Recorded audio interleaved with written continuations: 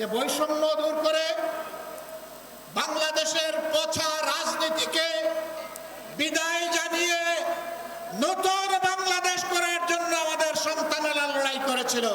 সেই নতুন বাংলাদেশ গড়ার জন্যই সংস্কারের উদ্দেশ্যে গণভোট হয়েছে। বাংলাদেশের একটা জায়গায় শুধু দাঁড়িয়ে বর্তমান প্রধানমন্ত্রী বলেছিলেন ভোট দিবেন দুটো, একটি আমার দলকে আর একটি গণভোটে হওয়া। তিনি প্রথমটা রক্ষা করেছেন, দ্বিতীয়টা তিনি রক্ষা করেন নাই।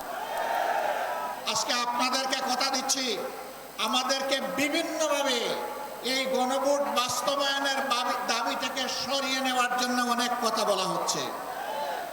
পরিষ্কার কথা, আমরা জাতির সাথে বেইমানি করতে পারবো না।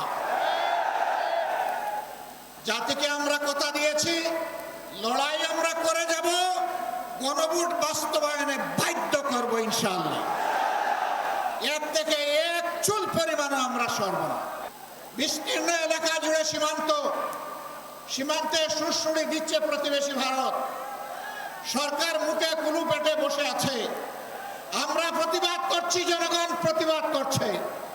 শুধু প্রতিবাদ করছে না, প্রতিরোধ করার জন্য বিজিবির সৈনিকদের সাথে সমান তালে জনগণ লড়াই করে যাচ্ছে। আমরা এই সংগ্রামী বীরদেরকে অভিনন্দন জানাই। সরকারের মুখ থেকে এই ব্যাপারে এখন পর্যন্ত একটা শব্দ আসে না। কার বয়ে কাকে খুশি করার জন্য? কোন দেশের শাসক আপনারা? বাংলাদেশের জনগণের নাড়ির পালস বোঝার চেষ্টা করুন। জনগণের অভিপ্রায় আকাঙ্ক্ষার বিরুদ্ধে মেহরবানি করে অবস্থান নেবেন না। নেলে কি হয়? সম্প্রতি ইতিহাস থেকে সবারই সবক গ্রহণ করা উচিত। আমরা নির্বাচনের আগে বলেছিলাম, আমরা নির্বাচিত হয়ে সরকার গঠনের সুযোগ পেলে তিস্তার বালুচরে কোদাল মেরে প্রথমেই বাংলাদেশের উন্নয়নের যাত্রা শুরু করব। দুঃখের বিষয়, তিস্তা নিয়ে বর্তমান সরকারি দল অনেক ভালো ভালো কথা বলছে, আর নির্বাচনের আগে জাগো বাহে তিস্তা বাঁচাও এই আন্দোলন করেছে, কিন্তু তিস্তা নিয়ে এই বাজেটে 10 টাকারও কোনো অ্যালোকেশন নেই।